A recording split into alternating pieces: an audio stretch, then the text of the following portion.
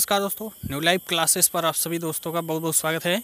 Indian polity के MCQ series में आज हम बात करने वाले हैं मौलिक अधिकारों के बारे में। ठीक है, मौलिक अधिकार फंडामेंटल राइट्स हमारे संविधान के भाग 3 में आता है। ठीक है, पार्ट 3 में हमारे संविधान में टोटल पार्ट कितने हैं? 25। ठीक है, 25 भाग हैं, जिसमें से भाग 3 के अंतर्गत आता है मौलिक अधिकार। तो इसमें बहुत अच्छे अच्छे क्वेश्चन लिए गए हैं, बेस्ट क्वेश्चन है, सिलेक्टेड क्वेश्चन, जो कि आईएएस प्रीलिम्स में पूछे हुए क्वेश्चन है, साथ ही साथ एसएससी सीजीएल और रेलवे में पूछे हुए क्वेश्चन है। ठीक है, तो अच्छे से इसको आप लोग लास्ट तक वीडियो देखिए, जो कि आगे आने वाले एग्ज़ाम्स के लिए भी आपके लिए फ़ायदेमंद होगा। ठीक है, और वीडियो सभी के साथ शेयर ज़रूर कीजिएगा। ठीक है, चलिए क्वेश्चन देखते हैं। पहला क्वेश्चन हमारा है, संविधान के किस भाग को भारत का मैग्ना कार्टा कहा जाता है? ठीक है, भारत का मैग्ना कार्टा किसे कहा जाता है? भाग 3 को, क्योंकि हमारे संविधान में पार्ट 3 में ही मौलिक अधिकारों को रखा गया है, तो इसीलिए भारत का मैग्ना कार्टा संविधान के पार्ट 3 को कहा जाता है। ठीक है, मौलिक अधिकारों के बारे में बात की गई है पार्ट 3 में, इसीलिए इसे मैग्ना कार्टा कहा जाता है। ठीक है, नेक्स्ट क्वेश्चन देखते हैं। अगला क्वेश्चन है, संविधान का भाग 3 किससे संबंधित है? ठीक है, भाग 3 जो है वह मौलिक अधिकारों से संबंधित है। ठीक है, भाग 3 जो है वह मौलिक अधिकारों से संबंधित है। ठीक है, अगला क्वेश्चन है, संविधान में मौलिक अधिकारों से संबंधित अनुच्छेद कौन से हैं? ठीक है, तो मौलिक अधिकारों से संबंधित अनुच्छेद आपसे पूछा हुआ है।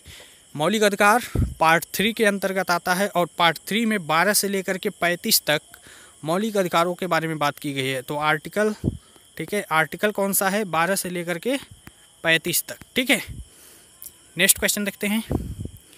अगला क्वेश्चन है, भारतीय संविधान में कुल कितने मौलिक अधिकार हैं? कुल कितने मौलिक अधिकार हैं? अभी फ़िलहाल 6 हैं। ठीक है, पहले 7 मौलिक अधिकार होते थे, 7 फंडामेंटल राइट्स होते थे, लेकिन फिर जो है संपत्ति के अधिकार को हटा दिया गया। ठीक है, संपत्ति के अधिकार को हटा दिया गया और उसको अलग रख दिया गया। अब हमारे पास केवल 6 मौलिक अधिकार हैं। ठीक है, तो देयर आर 6 फंडामेंटल राइट्स। ठीक है, अगला क्वेश्चन देखते हैं। नेक्स्ट क्वेश्चन है, भारतीय संविधान द्वारा भारतीय नागरिकों को, ठीक है, मूल रूप से कुल कितने मौलिक अधिकार प्रदान किए गए थे? 7। ठीक है, यह डिफेंस में पूछा हुआ क्वेश्चन है, किसी डिफेंस के एग्ज़ाम में पूछा हुआ क्वेश्चन था। ठीक है, तो इसको यहाँ पर लिया गया है। टोटल यहाँ पर 7 मौलिक अधिकार प्रदान किए गए थे भारतीय संविधान में, जब हमारा संविधान लागू हुआ था। कब? 26 जनवरी 1950 में। ठीक है, जब हमारा संविधान लागू हुआ था देश में, उस टाइम पर हमारे पास 7 मौलिक अधिकार होते थे। ठीक है, अगला क्वेश्चन देखते हैं। नेक्स्ट क्वेश्चन है, भारतीय संविधान में मौलिक अधिकार किस देश के संविधान से लिए गए हैं? मौलिक अधिकार हमारे देश में लिए गए हैं अमेरिका के संविधान से। ठीक है, यूएसए के संविधान से मौलिक अधिकार लिए गए हैं। ठीक है, हमारा संविधान विश्व में सबसे बड़ा लिखित संविधान है, सबसे बड़ा विश्व में लोकतांत्रिक देश है। ठीक है, तो इस हमारे संविधान, क्योंकि सबसे बड़ा लिखित संविधान है, तो अलग अलग देशों के लगभग 60 देशों से अलग अलग चीज़ें ली गई हैं। ठीक है, तो अमेरिका के संविधान से प्रस्तावना ली गई है, राष्ट्रपति का पद लिया गया है।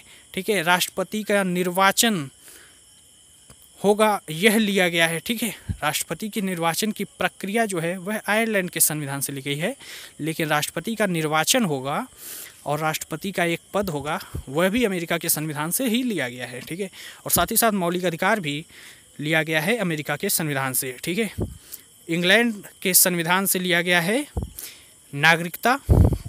ठीक है, हमारे देश में सिंगल सिटीजनशिप है, यह इंग्लैंड के संविधान से लिया गया है। संसदीय प्रणाली जो है वह भी इंग्लैंड के संविधान से ली गई है। ठीक है, साथ ही साथ फ्रांस के संविधान से गणतंत्र लिया गया है हमारे देश में। हमारा देश एक गणतंत्रात्मक देश है। ठीक है, यहाँ पर अध्यक्ष जो होता है हमारे देश का, ठीक है, वह राष्ट्रपति होता है और उसका निर्वाचन होता है। ठीक है, वह वंशानुगत नहीं होता है। ब्रिटेन में वंशानुगत होता है, वहाँ का जो क्राउन है, ठीक है, वहाँ की जो क्राउन है महारानी, वह उनका जो पद है वह वंशानुगत है। ठीक है, लेकिन हमारे देश में ऐसा नहीं है। ठीक है, जर्मनी से भी लिया गया है, ठीक है, जर्मनी से आपातकाल लिया गया है, ठीक है। यह सारी बातें आपको पढ़ाई गई हैं पॉलिटी में, प्लेलिस्ट में जा कर के आप अच्छे से उसको देख सकते हैं, ठीक है।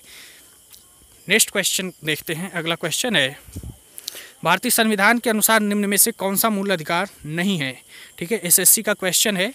तो इसमें से सूचना का अधिकार जो 2005 में लागू हुआ था हमारे देश में, ठीक है, 2005 में, यह जो है सूचना का अधिकार मौलिक अधिकार नहीं है, ठीक है। साथ ही साथ शिक्षा का अधिकार, भाषण का अधिकार, जीवन जीने का अधिकार, यह सारे के सारे हमारे मौलिक अधिकार में आते हैं, ठीक है। अगला क्वेश्चन देखते हैं। नेक्स्ट क्वेश्चन है, निम्न में से कौन से मूल अधिकार राष्ट्रीय आपातकाल के दौरान स्वतः समाप्त नहीं होते हैं। अनुच्छेद 20 और 21 जो हैं, ठीक है, यह आपातकाल अगर लागू है तब भी समाप्त नहीं होते हैं, ठीक है। अगला क्वेश्चन देखते हैं।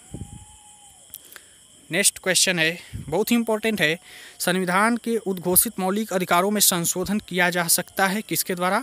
मौलिक अधिकारों में भी संशोधन अब किया जा सकता है संसद के द्वारा, ठीक है।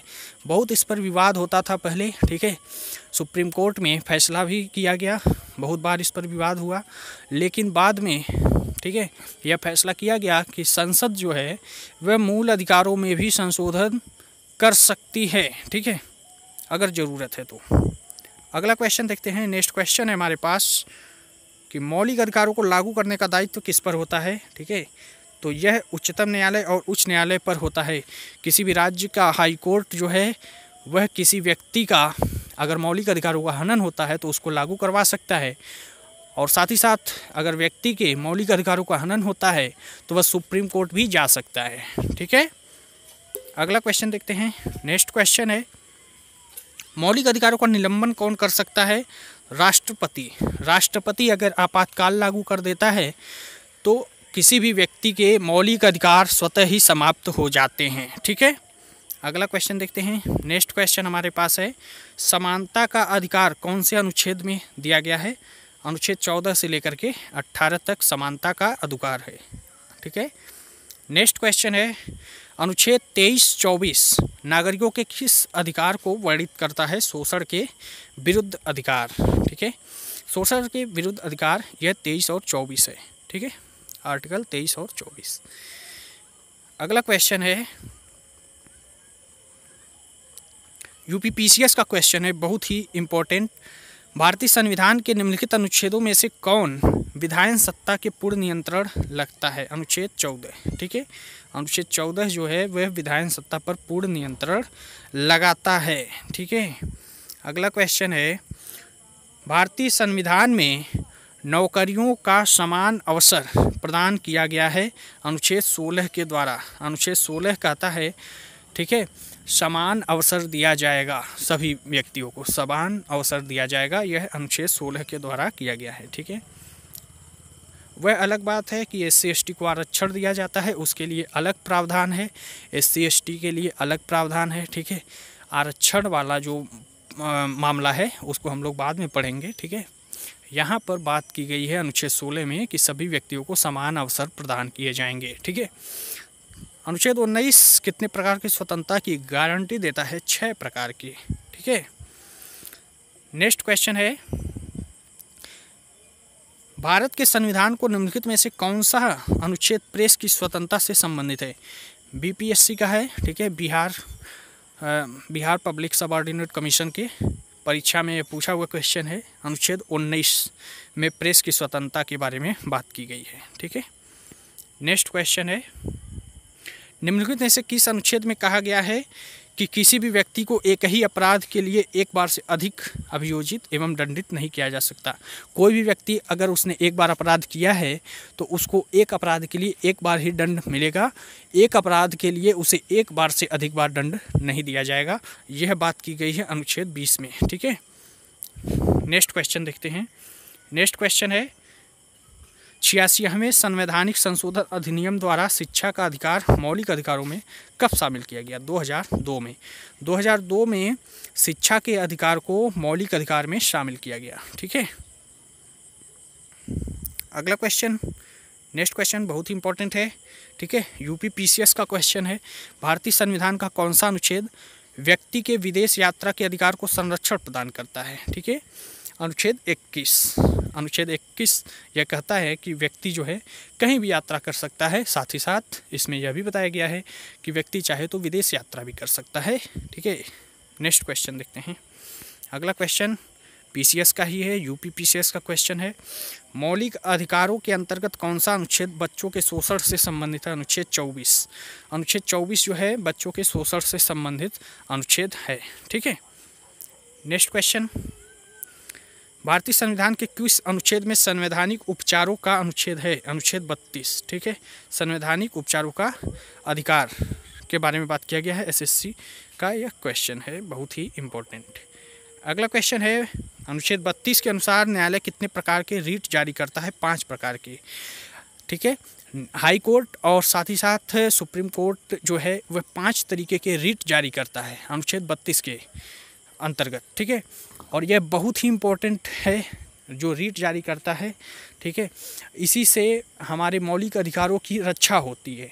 अलग अलग तरीके के रीट हैं, उसको हम लोग कभी अच्छे से सुप्रीम कोर्ट के बारे में जब हम पढ़ेंगे, सुप्रीम कोर्ट की शक्तियाँ, तो उसमें हम लोग बहुत ही विस्तार से डिस्कस करेंगे। जैसे मैं पढ़ाता हूँ आपको पता होगा, जब हम विस्तार से चर्चा करते हैं किसी भी विषय में तो मैं आपको अच्छे से बताता हूँ।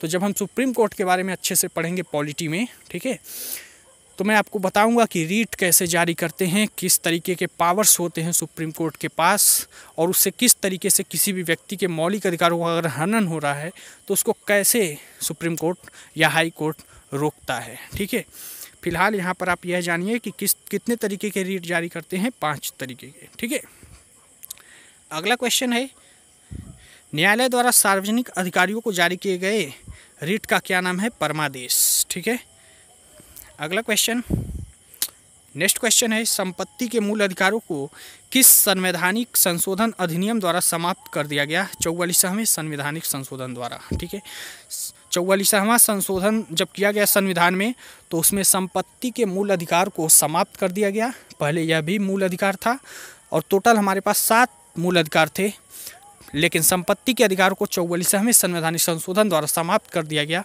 और अब हमारे पास 6 फंडामेंटल राइट्स हैं। ठीक है, अगला क्वेश्चन देखते हैं। नेक्स्ट क्वेश्चन है, सशस्त्र बलों, अर्धसैनिक बलों, पुलिस बलों, गुप्तचर संस्थाओं और ऐसे ही सेवाओं से संबंधित सेवाओं के संसद को प्रतिबंध आरोपित करने की शक्ति किस अनुच्छेद में दी गई है? 33 में। ठीक है, अगला क्वेश्चन, संविधान ने संसद को कुछ विशेष मूल अधिकारों को, ठीक है, कुछ विशेष मूल अधिकारों को प्रभावी बनाने के लिए कानून बनाने की शक्ति किस अनुच्छेद के तहत प्रदान की गई है? अनुच्छेद 35 के अंतर्गत संविधान ने संसद को कुछ विशेष मूल अधिकारों को प्रभावी बनाने के लिए कानून बनाने की शक्ति किस अनुच्छेद के तहत प्रदान की है? अनुच्छेद 35 के अंतर्गत। अनुच्छेद 35 के अंतर्गत संसद को यह शक्ति दी गई है कि वह मूल अधिकारों को प्रभावी बना सके और इसके लिए वह कुछ कानून भी बना सकता है संसद। ठीक है, अगला क्वेश्चन देखते हैं। अगला क्वेश्चन है, मार्शल लॉ से संबंधित मूल अधिकार किस अनुच्छेद के अंतर्गत दिया गया है? अनुच्छेद 34 के अंतर्गत। ठीक है, ऑप्शन नंबर सी जो है वह करेक्ट आंसर होगा। नेक्स्ट क्वेश्चन है, वर्तमान में संपत्ति का अधिकार भाग 12 के अंतर्गत रखा गया है और यह किस अनुच्छेद में है? अनुच्छेद 300A। ठीक है, अनुच्छेद 300 का ए में इसको रखा गया है। ठीक है, भाग 12 में संपत्ति का अधिकार पहले मूल अधिकार था, लेकिन अब इसको हटा दिया गया है। ठीक है, 44वें संवैधानिक संशोधन के द्वारा, 44वां संविधान में जब संशोधन किया गया, ठीक है, तो संपत्ति के अधिकार को मूल अधिकारों से हटा करके 300A में रखा गया, अनुच्छेद 300A में और भाग 12 में। ठीक है, और अब हमारे पास सिर्फ 6 मौलिक अधिकार हैं। ठीक है, और नेक्स्ट क्वेश्चन है, किस मामले में सुप्रीम कोर्ट ने मूल संरचना की अवधारणा दी? तो केशवानंद भारती मामला था। ठीक है, 1973 का केशवानंद भारती मामला 1973 का बहुत ही प्रचलित मामला है केशवानंद भारती मामला। कभी जब हम सुप्रीम कोर्ट के बारे में अच्छे से पढ़ेंगे, ठीक है, तो कुछ उसमें से विशेष मामलों के बारे में भी हम लोग डिस्कस करेंगे। जल्द ही मैं वीडियो लेकर के आऊँगा सुप्रीम कोर्ट के बारे में। ठीक है, अच्छे से हम लोग डिस्कस करेंगे। तो यह मूल संरचना की अवधारणा दी गई थी किस मामले में? केशवानंद भारती मामला 1973 में। ठीक है, यह सारे ही मामले बहुत ही इम्पोर्टेंट है।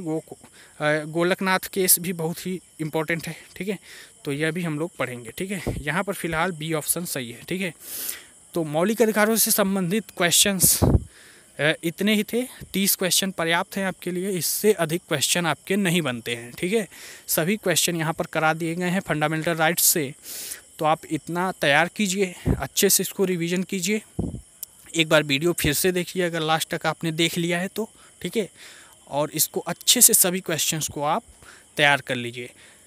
आशा है आपको किसी भी परीक्षा में अगर मौलिक अधिकारों से क्वेश्चन पूछे जाएंगे तो यहीं से बनेंगे। ठीक है, क्योंकि सभी सिलेक्टेड क्वेश्चन हैं और सभी बड़े बड़े एग्ज़ाम्स में पूछे हुए क्वेश्चन हैं, IAS में, PCS में। ठीक है, यहाँ तक कि SSC में भी छोटे छोटे एग्ज़ाम्स में भी पूछे हुए क्वेश्चन हैं। ठीक है, तो वीडियो को लाइक कीजिएगा और सभी दोस्तों के साथ अपने शेयर ज़रूर कीजिएगा। ठीक है, चैनल पर नए हैं तो सब्सक्राइब करके नोटिफिकेशन बेल आइकन को भी क्लिक कर दीजिएगा, जिससे कि मैं वीडियो अपलोड करूं तो आपको तुरंत नोटिफिकेशन मिल जाए। ठीक है, तो मिलते हैं एक नए टॉपिक के साथ जल्द ही। तब तक के लिए धन्यवाद।